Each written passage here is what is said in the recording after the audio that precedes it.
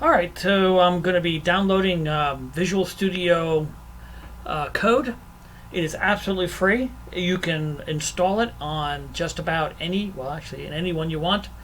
You can do it on a Mac, you could do it on Linux, you could do it on Windows, and any one of the many. You can see here all the different ways you can install this.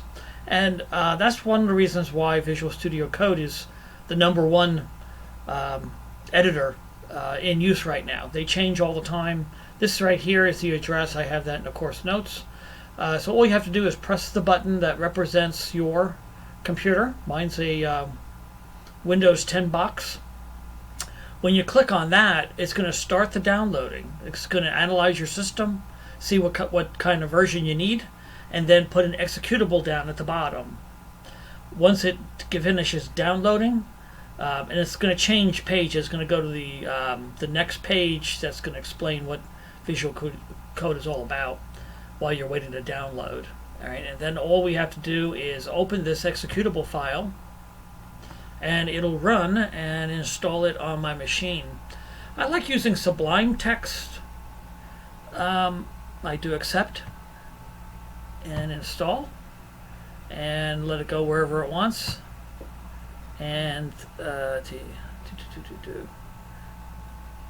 you're gonna start menu, and I want a desktop icon. Yeah, why not? And why not? Okay. All right, so we get all this, and then I will hit next.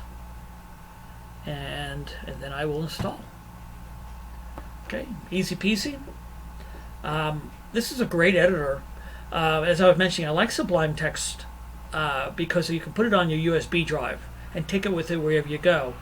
But if you're going to be using editing while on your home computer, it's a good idea to use Visual Studio Code because it has a lot more capabilities, and it gets keeping better and better every time they do an update.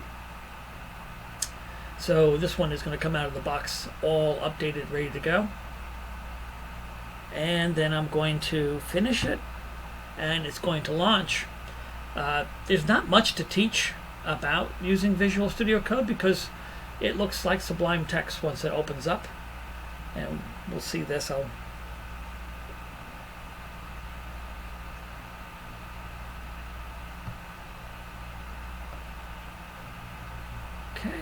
And it's thinking.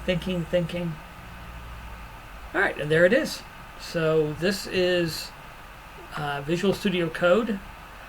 It looks a lot, it has the same kind of look and feel as Sublime Text, so there's really not much difference. What I like about this is going to allow us to be able to do SAS. It also links into your GitHub account a lot easier than Sublime Text. And it has a bunch of settings. Like I said, if you want, you can go ahead and use the same kind of shortcuts that you use in Sublime Text if that's what you're used to learning.